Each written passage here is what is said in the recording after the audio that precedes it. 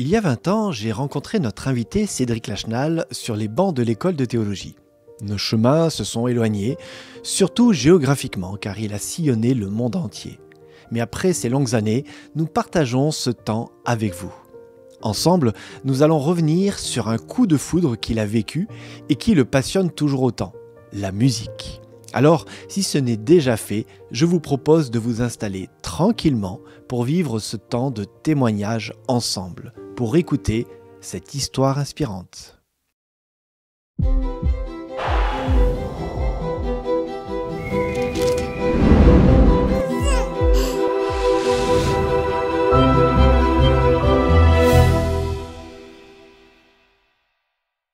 Bonjour Cédric. Bonjour Philippe. Heureux de te retrouver dans cette émission d'Histoire inspirante et très heureux de pouvoir vivre ce moment avec toi. On se connaît depuis de nombreuses années. On a eu un petit bout de parcours ensemble quand nous étions étudiants à Collonges, mais entre-temps on s'est perdu de vue et puis on se retrouve maintenant. Et puis aujourd'hui, tu as d'autres casquettes, alors on va y revenir, mais particulièrement une casquette de vice-président d'une association. Alors, je vais pas le dire en anglais, je vais le dire en français. L'Arbre Chantant. Voilà, oui. En anglais, elle s'appelle... Le Singing Tree. Voilà. Est-ce que tu pourrais nous parler un tout petit peu plus de cette association ? Alors, cette association, c'est en fait une association qui s'occupe d'enfants. Elle est basée en Corée du Sud, mais en fait, elle gère tous des différentes branches qui sont un peu dans le monde entier. Et donc aujourd'hui, cette association regroupe énormément d'enfants, environ 800, qui sont un peu partout. Et donc cette association est aussi directement fondée par l'UNESCO. Et donc voilà, aujourd'hui c'est quelque chose qui fonctionne super pour pouvoir prendre soin en fait des jeunes, surtout en milieu un peu défavorisé, pour leur permettre de réintégrer la société grâce à la musique. Alors justement, dis-nous un tout petit peu plus ces enfants. Donc tu parles de réinsertion d'enfants défavorisés, si je ne me trompe pas. Comment, au travers de la musique, et particulièrement de la musique classique, cette association œuvre ? Je te donne juste un petit peu mon expérience aux Philippines. Donc pendant 9 années, l'idée était d'aller dans les banlieues de Manille, de pouvoir essayer de rencontrer des enfants qui étaient déscolarisés, et donc de pouvoir essayer de les intégrer grâce à la musique dans des orchestres qui, au début, leur apprenaient un peu l'hygiène, comment... Alors, pour donner une petite information, par exemple, la première chose qu'on leur donne, c'est simplement une flûte à bec et un t-shirt. Et donc, avec cette flûte à bec et ce t-shirt, on leur demande de toujours avoir ce t-shirt propre. Et donc, s'ils y arrivent, on leur donnait, par exemple, un violon, un violoncelle. Et donc, de fil en aiguille, ces enfants réapprennent certaines valeurs et puis ensuite, vont apprendre à pouvoir compter les uns sur les autres parce que, dans un orchestre, on doit vraiment s'entraider et on a réussi justement à réintégrer tous ceux qui sont passés par cette association dans les écoles locales et dans d'autres projets éducatifs. Voilà. Alors Cédric, aujourd'hui tu es pasteur à Nice, dans le sud de la France. Mais alors là, il y a eu un bond de géant de cette association à pasteur et puis étudiant de théologie. On va revenir en arrière. Comment est-ce que cette association s'est créée ? Mais avant, qu'est-ce qui t'a emmené, toi, aux Philippines ? Ou pourquoi ce basculement, ce changement de vie total ? Si je peux me permettre, Vas-y. je pense qu'il faudrait peut-être revenir à la genèse d'un appel que je pense avoir reçu dès mon enfance. Je suis né à Madagascar, mes parents étaient missionnaires et donc étaient très investis là-bas. Et à l'âge de 5 ans, je suis revenu en Europe. Et en revenant en Europe, j'ai eu la chance de rencontrer, lors d'une activité de jeunesse, un pasteur qui s'appelait Roger Lenoir. Et ce pasteur était aussi violoniste. Et donc, à l'époque, j'ai parce que je venais de Madagascar, que je n'avais jamais entendu ce genre de musique. J'ai ouvert grand les yeux. Et les oreilles peut-être. Et peut-être les oreilles, oui. Mais en fait, à partir de ce moment-là, j'ai vraiment insisté, tanné, embêté ma mère pour lui dire j'ai envie de jouer ça. C'était un coup de foudre pour... Oui. Et en fait, je pense que ma mère a cru que voilà, c'était un épisode passager, mais il s'est avéré que après quelques mois, en demandant mais il est où le violon, l'espérance, eh bien, c'est devenu réalité parce que les parents ont compris que je voulais vraiment jouer. Et en fait, ça s'est super bien passé. J'ai vécu des premières années dans une école de musique, à vraiment aimer cela. Et de fil en aiguille, avec les différents déplacements, déménagements que nous avons faits, le Seigneur a réellement, et là je dis vraiment, ouvert certaines portes.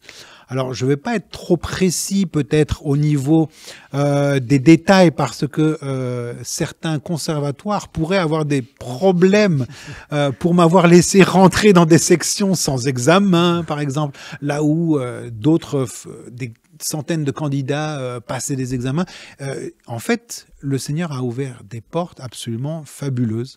Je me suis retrouvé, par exemple, étudiant avec un ancien des chefs d'orchestre de l'Orchestre de Paris, alors que je n'avais jamais demandé pour être avec ce professeur-là. Mais en fait, rien que pour donner un exemple, mais le jour où je devais auditionner pour être avec un autre professeur que je ne connaissais pas, parce que nous ne connaissions pas le milieu de la musique, cet homme-là n'était pas venu. Et l'étudiant qui devait auditionner, par contre, pour ce grand chef d'orchestre, lui n'est pas venu. Donc, il y a eu une rencontre qui s'est faite parce que ce gars-là a dit j'ai pas envie de perdre mon temps. Bon, vas-y, tu veux auditionner, je vais... Et puis, il dit ok, allez, tu peux venir être mon étudiant. Et voilà, ce sont des genres de choses... Là, tu étais revenu en France à ce moment-là. Oui, voilà. Donc, il y a un parcours, une rencontre amoureuse avec la musique et particulièrement le violon, dont tu joues toujours aujourd'hui, hein? Oui, voilà. Oui. C'est toujours d'actualité. Et puis, il y a une rencontre amoureuse, il y a quelque chose qui se construit dans le temps. Et puis, il y a, j'ai envie de dire, comme à l'école, un parcours académique qui se poursuit d'année en année. Tu grimpes en compétences, tu fais plusieurs conservatoires.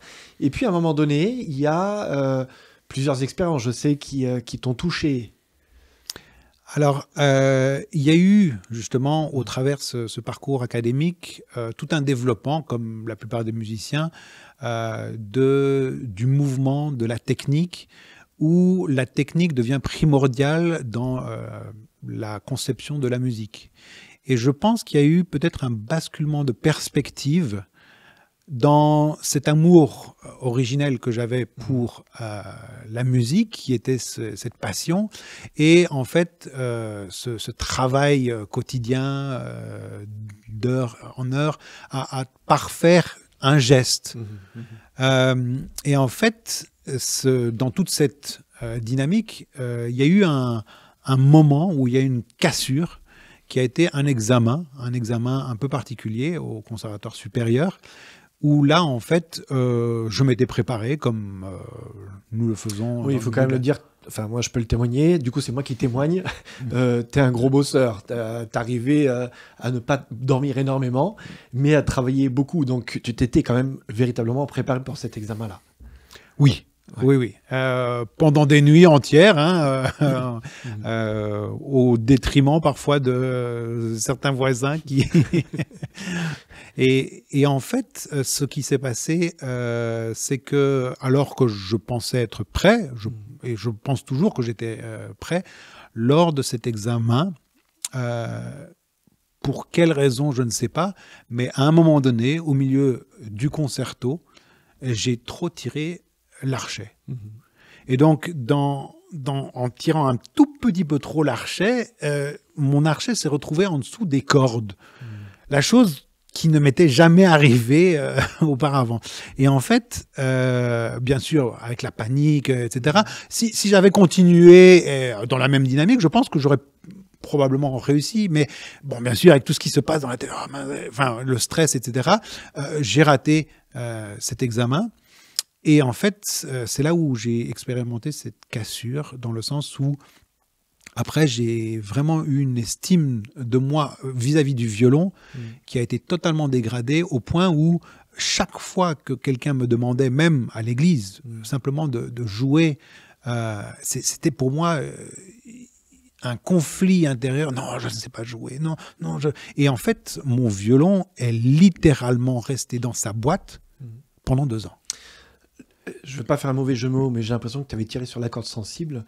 Mais c'est pas que de l'instrument. Ça avait touché autre chose, parce que tu nous as parlé de ta passion pour cet instrument.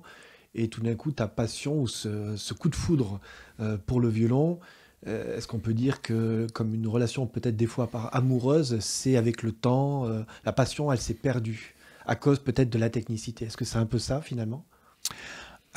Alors, la passion pour la musique ne s'est jamais vraiment dissipée, dans le sens où j'avais, à la même époque, déjà commencé aussi des études au conservatoire supérieur en direction. Et donc, j'avais aussi à côté, et j'ai réussi ce diplôme de direction. Mais c'est vrai qu'au niveau, eh bien, de ces cordes que j'utilisais pour pouvoir transmettre une musique, quelque chose, là, j'avais perdu quelque chose d'absolument fabuleux, mais voilà, c'était toute une dynamique qui était restée seulement sur une forme élitiste de la musique, et non plus une transmission. Alors tu le disais il y a quelques instants, à un moment donné, ça a touché quelque chose chez toi de l'ordre de l'estime de soi, à tel point que tu en as rejeté, pas la musique, mais si j'ai bien compris, l'instrument. Ça t'a complètement bloqué. Et puis, quelques années plus tard, tu te retrouves aux Philippines. Comment tout d'un coup, il y a cette reconnexion à la musique et au violon? Parce qu'à un moment donné, la musique, tu la pratiques grâce au violon aussi. Qu'est-ce qui, tout d'un coup, t'a permis de reconstruire, de redémarrer, de passer cette mauvaise page? Je ne sais pas si je peux le dire comme ça. En fait, un jour, un ami qui travaillait au Cameroun m'a invité à venir passer quelques mois là-bas. Et dans son invitation, il m'a demandé d'emmener mon violon.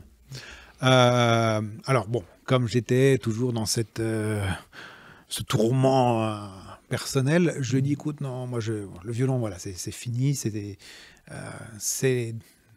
la page ancienne. Et comme il m'avait connu étant plus jeune, quand j'avais 10-12 ans, il dit, non, non, écoute, tu jouais déjà bien, enfin, c'est amen, amen, amen. Et avec tant d'insistance, je dirais, eh bien, je me suis retrouvé dans l'avion avec le violon, et je ne savais pas ce que j'allais jouer, ce que j'allais faire.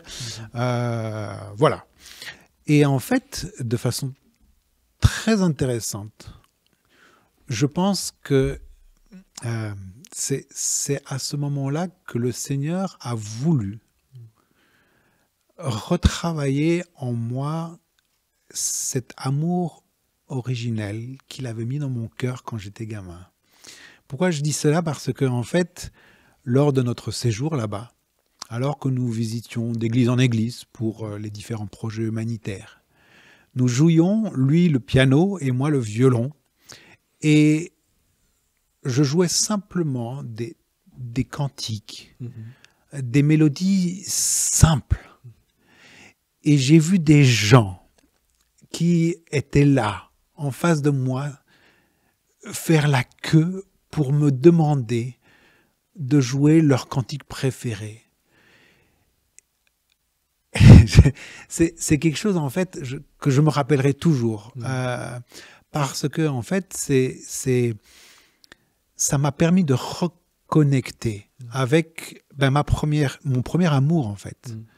C'est cette corde sensible qui m'avait permis, quand j'étais jeune, d'être en extase, de demander à mes parents de commencer. Et c'est là où, quelques mois après, en me retrouvant aux Philippines avec mes futurs beaux-frères, parce que qui étaient pianistes, j'ai redécouvert aussi un projet dans lequel ils étaient, qui est celui bien de prendre soin des enfants des rues, de pouvoir s'occuper un peu, c'est ce qu'on appelle des projets El Sistema, qui viennent du concept d'Amérique du Sud, mais nous les avons mis en place au travers un système chrétien.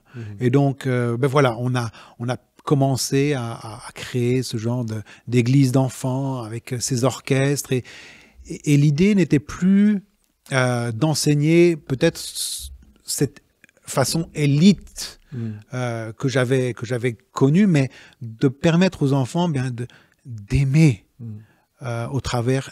Bien, en fait, nous avons mis même en place un système où les jeunes apprenaient des cantiques, qu'ils puissent mettre en pratique toutes les semaines, enfin de façon à jouer de façon régulière et pas seulement une fois par an pour une audition.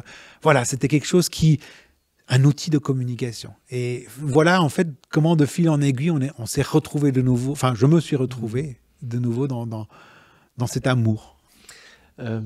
Tu nous parles d'un amour et c'est beau parce que c'est un amour pour la musique, mais j'ai l'impression que dans ce que tu nous dis, ça va au-delà de l'amour de la musique, ça va de l'amour pour ses enfants, de partager quelque chose, de construire quelque chose avec eux, de la même manière que tu nous partages ce témoignage en Afrique où tu es ému de ce que la musique provoque chez les gens. Il y a quelque chose d'autre, il y a un autre message là derrière aussi, non ?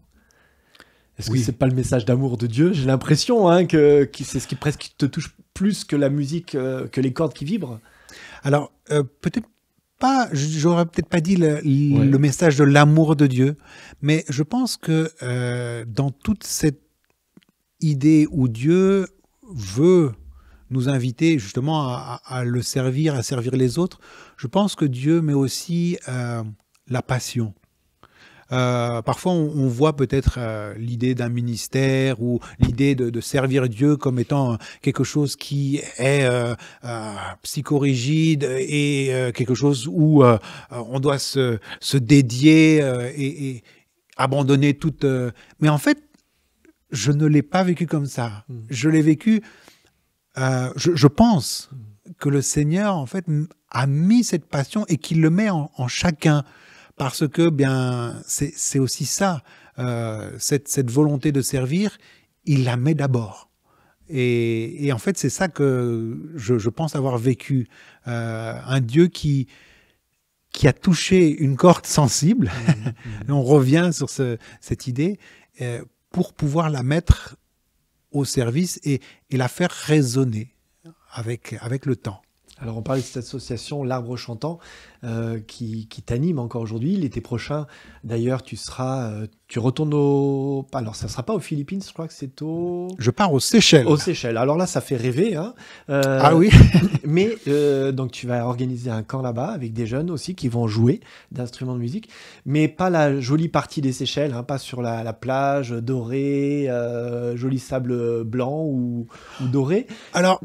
Un petit peu quand même. Oui, alors pourquoi je dis oui. Mais surtout, en tout cas, tu y vas surtout pour ce projet-là. Alors, les Seychelles sont des petites îles, donc on n'est jamais très loin de la plage. Mais donc, effectivement, nous n'y allons pas pour mettre les pieds dans l'eau. Nous allons essayer de mettre en place tout un projet avec des jeunes, un centre d'influence, en fait. Les Seychelles, pour ceux qui connaissent un petit peu l'aspect social, sont un archipel où la population a le taux de toxicomanie le plus élevé au monde, qui est de 10%. Une personne sur 10 est touchée par la toxicomanie dure. Et donc, dans cette perspective, beaucoup d'organisations non gouvernementales ont observé que la plupart du temps, c'est peut-être par rapport à un manque d'activité qui sont là. Et donc, avec le Singing Tree, on s'est dit, tiens, peut-être que d'amener cette activité de la musique pourrait donner une nouvelle perspective. Et donc, l'idée que nous avons là-bas est de pouvoir créer ce centre d'influence où des jeunes participeront à un orchestre, justement pour pouvoir pratiquer quelque chose de social ensemble et vivre quelque chose, je l'espère, d'absolument fabuleux. Alors, le coup de pub, il est passé, hein, donc c'est le moment, inscrivez-vous. Il reste encore quelques places, si je ne me trompe pas. Euh, Cédric, je reviens sur ton témoignage personnel par rapport à cette association et l'œuvre de la musique, finalement, où grâce à la musique, tu transmets quelque chose, et vous transmettez quelque chose. Est-ce que peut-être tu aurais pour nous, dans cette expérience que tu as vécue avec ces enfants, avec ces jeunes, des fois très défavorisés, peut-être sans le citer, le personnage, mais en tout cas, c'est un enfant qui t'as vu grandir, t'as vu tout d'un coup s'épanouir grâce à son instrument, au fait de chanter, grâce au fait de jouer, parce qu'il n'y a pas que des joueurs, hein, il n'y a pas que des musiciens, pardon, il y a aussi des chanteurs, que tu aurais vu un enfant peut-être particulièrement s'ouvrir. Un, Il y en a beaucoup, ouais. Pardon, la ouais, question, c'est je t'ai pas préparé cette question-là. euh, j'ai probablement travaillé en directe collaboration avec 200 à 300 enfants. Toucher les mains, leur montrer la position. Y en a peut-être, j'en aurais 2, 3. Mais c'est vrai qu'il y en a un qui m'a beaucoup marqué.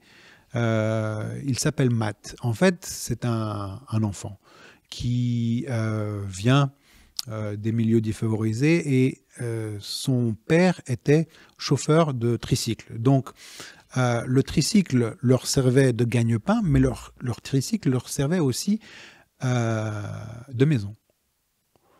Donc, le matin, le père déposait la mère, l'enfant, sur le côté de la rue. La mère allait essayer de vendre différentes petites choses.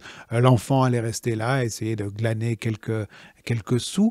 Et donc, le père allait dans la ville faire, et donc le soir, récupérer l'enfant. Ce jeune-là a rejoint le projet. Il est devenu violoniste. Après un certain temps, donc il a récupéré son violon et il s'est engagé dans toute cette dynamique. Aujourd'hui, dernièrement, il m'a envoyé des photos de lui, vous savez, un peu dans le système américain avec toute la toge. Il a fini ses études universitaires. Il est aujourd'hui gradué et il est prêt à travailler et voilà, alors que c'était un enfant qui venait des rues. Voilà le genre d'expérience parmi tant d'autres.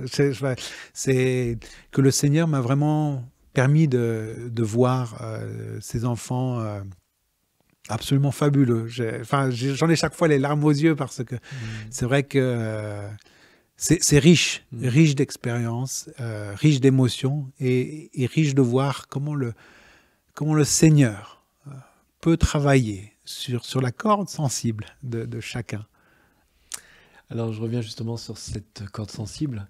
À un moment donné, tu étais au plus bas, avec une estime de soi tout en bas. Aujourd'hui, tu es utilisé par Dieu dans ton ministère pastoral, mais aussi dans ce ministère avec cette association. Comment on se sent quand on est manié par Dieu, dirigé par Dieu, manié, ça veut rien dire, manipulé par Dieu. Qu'est-ce que ça provoque en toi tout cela? De la joie.